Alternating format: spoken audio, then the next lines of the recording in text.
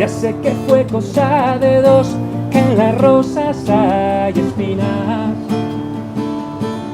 Pero este balcón, que fue de los dos, se me cayó encima. Naiz pixka bat zaletasun hori lantzen, jorratzen, nire kabuz.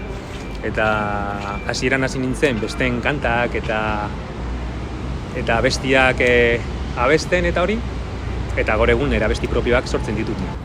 Hasieran ja denbora urte batzuk neramatzan ja zera, zatitxoak egiten, melodixak eta melodisa propiak edo esaldi batzuk aber zer moduz, eta nintzen pixkat hurbilketa bat egiten.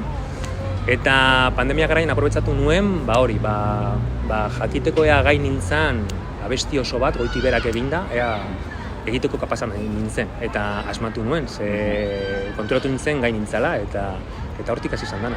Gitarra jotzen dozunean, askotan musikariok edo musika gehiago dakagu. Ze askotan dakagu instrumentua eskoen artean, eta beti gauz zerbait egiten, zerbait jotzen, eta orduan melodisa asko dituzu. Ni grabatzen ditu gainera melodisak, ze momentu inspiradore horiek aprobetxatu behar dituzu. Grabatzen ditute akorde horiek, eta gero ateratzen zerbait ateratzen baldin bada ondo, bestela ez, hor geratzen da.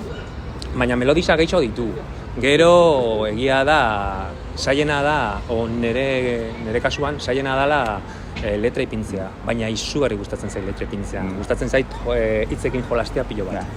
Konposaketa batzuk baditute pianoz eginda, eta orain dela gutxi jun nintzen, neure buru aurkeztu nuen lehiaketa batean, musika kilometro lehiaketan. Bidalitako abestia, irabazi zuena, izan zen abesti bat pianoz eginda. Eta pianoa gai zure kabuz? Nire kabuz.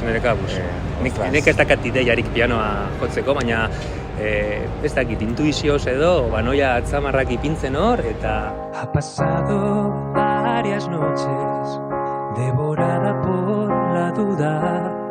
Izan zen esperientzia izugarria. Oholtza batean jartzen nintzen lehenengo aldia izan zen, eta esperientzia itzela. Gainera bizi nintzen nire emaztearekin, nire semeekin, nire arrebarekin eta bikote lagun batekin. Eta egixe da gero egin nuen batez ere jakiteko zer pentsatzen edo, zer iritzen zitzaien, jakiteko zer iritzen zitzaien jendea, kanpoko jendeari, zer iritzen zitzaien nire kantak, nire abestiak, zer nire inguruak esaten dit super abestionak direla eta super politzak eta jarritzeko, eta nik nahi nuen jakin,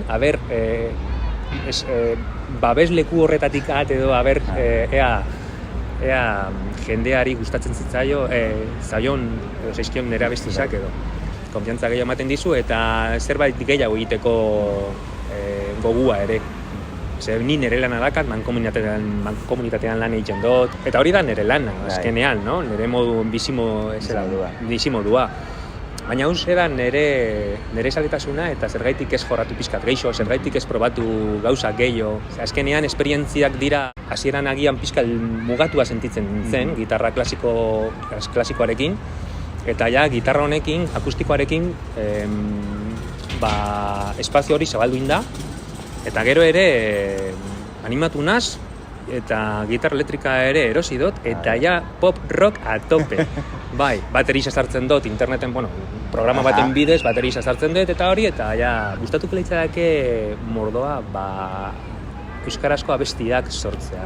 Saiatu naz, baina egixe da nahiko komplikatua dela. Osea, menperatu behar dozu hizkuntza goitik bera, nik, modu ez dakit traketz batez, baina moldatzen naz, gutxi gora bera, solasaldi bat eukitzeko moldatzen naz, baina abestiak egitea eta hitzekin jolastea besta gauza bat da.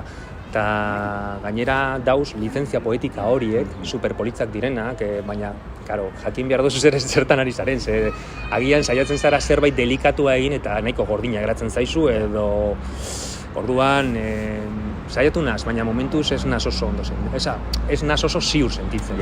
Helduko da. Ojalá.